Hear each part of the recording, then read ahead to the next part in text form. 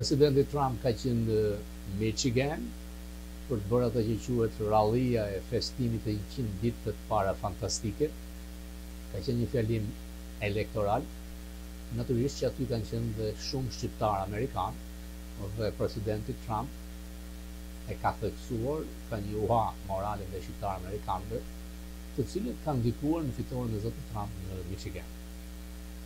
Natyrisht që Trump kërkon të flasë si mjeshtër i marketingut, duke thënë që në 100 ditët e para kanë qenë shumë i suksesshëm. Në fakt janë 140 urdhra ekzekutive, asnjë president tjetër nuk i ka kryer, por janë 120 padi gjyqësore ndaj vendimeve të këtij ekzekutive. Suksesi tim i madh është tek kufiri. Thuajse 99% siç thot ai, por në fakt 95% siç thot Bill O'Reilly, kufiri është zbulosur. Ndërkohë që presidenti Biden nuk po bënte asgjë, ndërkohë që presidenti Biden thohej që donte ligje. Problemi është kryer me deportimet masive që kryen nga zoti Trump.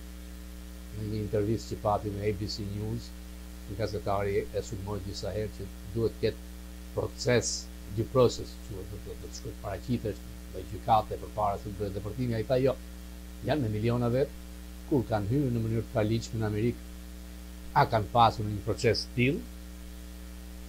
Natyrisht që në sistem, në këtë mori deportimesh, ka edhe çaste dhe momente ku janë deportuar, janë arrestuar ose izoluar dhe në shtetet amerikane.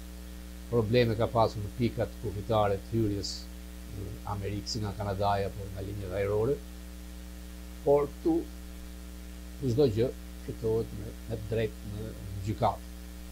Ka përdorur disa ligje të zgjuara, duke i quajtur aktet, duke i quajtur organizma terroriste, një akt lufte 1817, pikërisht për gangsterët, grupet e krimit që vinë nga Venezuela.